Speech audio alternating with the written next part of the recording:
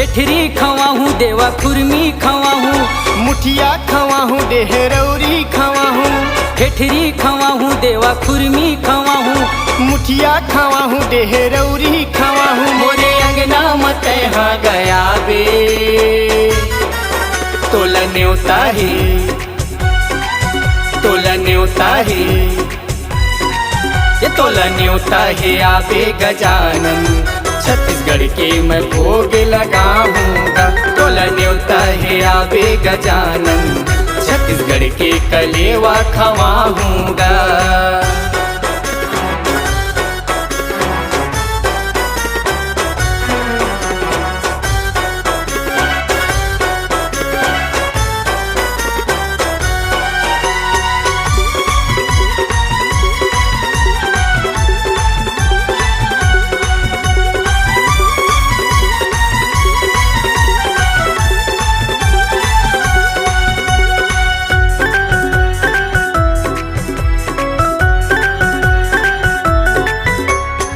भादों के महीना गौरी के ललना 11 दिन बर आए। पहली पूजा होते गा देवा सबके बिगड़ी बनाए।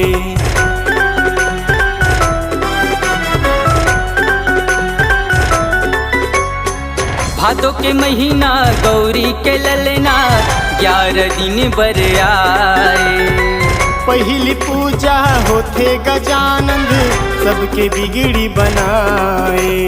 ऐसा खवाहूँ देवा गुजिया खवाहूँ, सोहारी खवाहूँ, चौसेला खवाहूँ। मोरे अंगना मत यहाँ गया बे तोला न्योता है, तोला न्योता है, ये तोला न्योता है आबे गजानन। छत्तीसगढ़ के मैं भोग लगाऊंगा, तोला न्योता है आबे गजानन।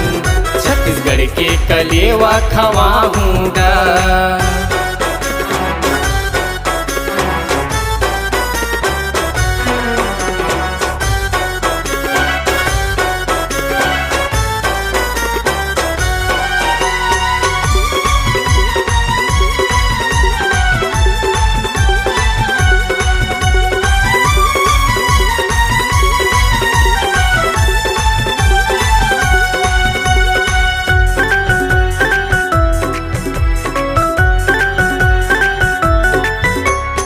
रिद्धि सिद्धीला संग मलावे, शुभ लाभ बर घलोल जावे।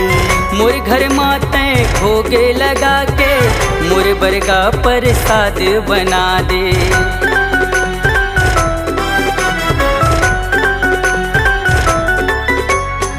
रिद्धि सिद्धीला संग मलावे, शुभ लाभ बर घलोल जावे। मोर घर माते भोगे लगा के, मोर बरगा प्रसाद बना दे।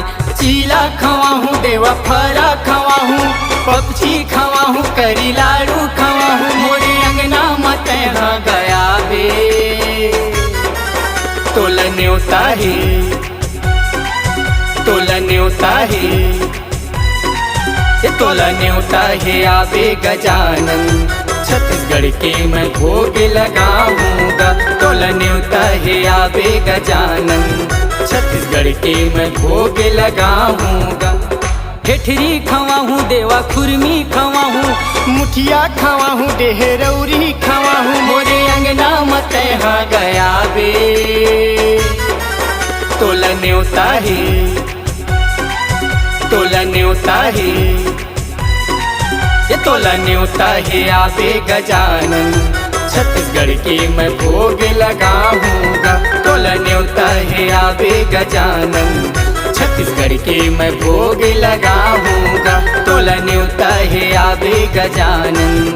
छत्तीसगढ़ के कलेवा खवाऊंगा, छत्तीसगढ़ के मैं भोग लगाऊंगा, छत्तीसगढ़ के कलेवा खवाऊंगा।